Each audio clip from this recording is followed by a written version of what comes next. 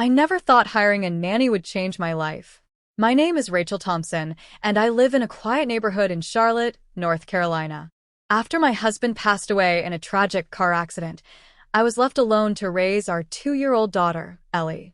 The grief was unbearable, and balancing work and motherhood felt like an impossible task. My friends suggested I hire someone to help with Ellie, and after weeks of searching, I came across a man named Marcus Hill. Marcus was unlike any other applicant. He was warm, kind, patient, and had years of experience working with children. He came highly recommended by a mutual friend who vouched for his character. Still, I hesitated. Hiring a male nanny felt unusual at first, and I worried about what the neighbors might say. But Ellie adored him from the moment they met. Her laughter filled the house again, and for the first time in a long while, it felt like home. As the weeks passed, Marcus became a steady presence in our lives.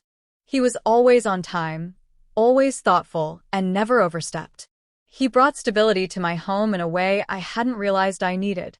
I began to trust him more and more, not just with Ellie, but with pieces of myself I hadn't shared with anyone since my husband died. He would stay a little after putting Ellie to bed, and we would sit in the kitchen talking about life, love, and loss. His calm voice and wise words made it easier to breathe. One rainy Friday evening, everything shifted. The power had gone out due to a storm, and Ellie was scared. Marcus comforted her with stories by flashlight, and she fell asleep in his arms on the couch. I watched the scene, my heart full of gratitude. After tucking her in, he came into the kitchen, soaked from running out to check the generator. I handed him a towel, and we both laughed at how ridiculous we looked in the dim candlelight. "You're really something else, Marcus," I said quietly. He looked at me, his eyes searching mine. "You're not so bad yourself, Rachel." The silence between us was heavy, but not uncomfortable. I found myself stepping closer, unsure of what I was doing. Maybe it was the loneliness. Maybe it was the way he looked at me, not with pity, but with genuine care. I had been holding so much in, trying to stay strong for Ellie, and suddenly all that strength cracked. I confessed to him how hard it had been, how broken I still felt. He didn't try to fix me or offer empty words. He just listened. He stood there, a pillar of quiet understanding. When I started crying, he held me, and I let myself fall apart for the first time in years. From that night on, something changed between us.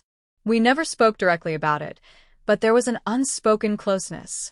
We shared more quiet moments, more late-night talks. He brought flowers home one day just because Ellie said I liked them. It was the kind of gesture that reminded me what kindness could look like. I wasn't falling for Marcus because he was filling a void. I was seeing him for who he was, a strong, compassionate man who didn't run from my grief or my baggage. He became part of our family in ways I never expected. One afternoon, Ellie was at a playdate, and Marcus and I were organizing her room together. I found an old photo of my husband and froze. I sat down on the floor, staring at the smiling face that once meant everything to me. Marcus sat next to me, not saying a word, just offering his presence. "I don't know if I can ever love again," I whispered. He waited a beat before responding. "You already are. It doesn't mean you forgot him. It means you're still alive." I looked at him, and in that moment I felt something shift again. A deep understanding, a deep connection. I reached out and he took my hand. Weeks went by, and life continued. We never rushed anything. Marcus respected my pace. He never pressured, never assumed. We became a unit. Ellie, Marcus, and I. He took her to school, helped with bedtime routines, and was always there when I needed him. My friends noticed a change in me. I was smiling more, laughing again. Then came the day I told Marcus he didn't have to stay late anymore.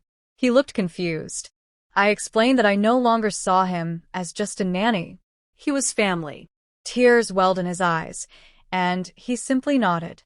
That night, after Ellie was asleep, I sat with Marcus on the porch. The stars were out, and the night was quiet. I looked at him, this man who had become so integral to our lives. "I never expected you," I said. "I never expected this either," he replied.